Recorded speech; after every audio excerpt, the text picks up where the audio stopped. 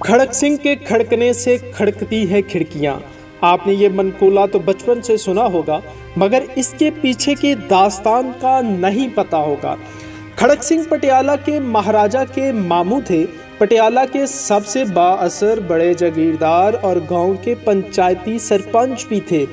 एक दिन मामूलात से तंग आकर भांजे के पास पहुंचे और कहा कि शहर के सेशन जज की कुर्सी खाली है, मुझे जज ही लगवा दे। इन दिनों किसी भी सेशन जज के आर्डर अंग्रेज वायसराय करते थे। भांजे से चिट्ठी लिखवा कर खड़क सिंह वायसराय के पास जा पहुंचे। वायसराय ने खत पढ़ा। वायसराय ने नाम पूछा, खड़क सिंह। वायसराय ने तालीम पूछी, खड़क सिंह तुसी मैनू जज लाना है जनाब, स्कूल दा मास्टर थोड़ी लाया जी।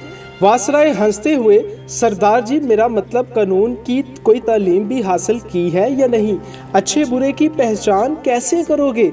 खड़क सिंह ने मूंछों को ताव दिया और बोले, बस इतनी सी बात, भला इतने से काम के लिए गधों की तरह किताबों का बोझ क्यों उठाऊं मैं। सालों से पंचायत के फैसले करता आ रहा हूँ, एक नज़र में भले चंगे की तमीज़ कर लेता हूँ।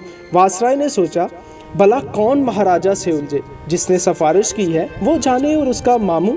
अर्जी पर दस्तखत कर दिए और खड़क सिंह जस्टिस का फरमान जारी कर दिया। अब खड़क सिंह पटियाला लौटे और अगले दिन बतौर जस्टिस कमरा अदालत में पहुंचे। इत्तेफाक से पहला केस ही कत्ल का था। कटहरे में एक तरफ 4 मुलजम और दूसरी तरफ एक रोती हुई खातून देखी। जस्टिस साहब ने कुर्सी पर विराजमान होने से पहले फरीकैन को गौर से देख लिया और मामला समझ गए। एक पुलिस अफसर कुछ कागज लेकर आया और बोला, माय लॉर्ड, ये औरत क्रांति कौर है। इसका इल्ज़ाम है कि इन 4 लोगों ने इसके शोहर को कत्ल किया है। जस्टिस खड़क सिंह ने औरत से तफसील पूछी।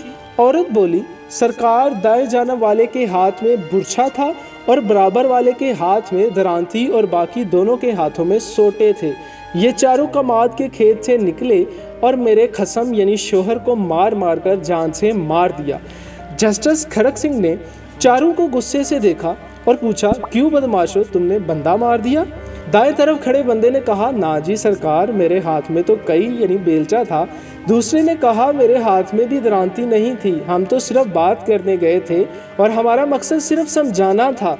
खड़क सिंह ने गुस्से से कहा, जो भी हो, बंदा तो मर गया ना।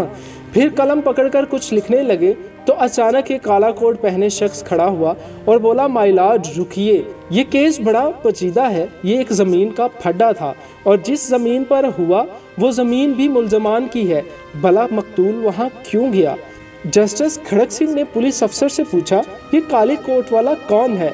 पुलिस वाले ने जवाब दिया, जनाब ये उन चारों का वकील है।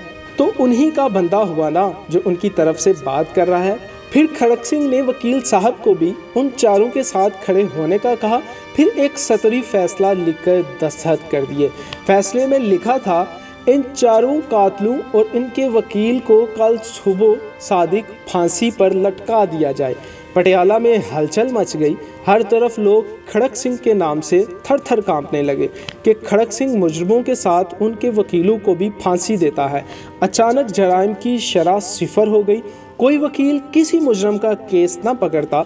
जब तक खड़क सिंह पटियाला जज रहे, रियासत में खूब अमन रहा। आस पास पड़ोस की रियासत से लोग अपने केस खड़क सिंह की अदालत में लाते और फौरी इंसाफ पाते।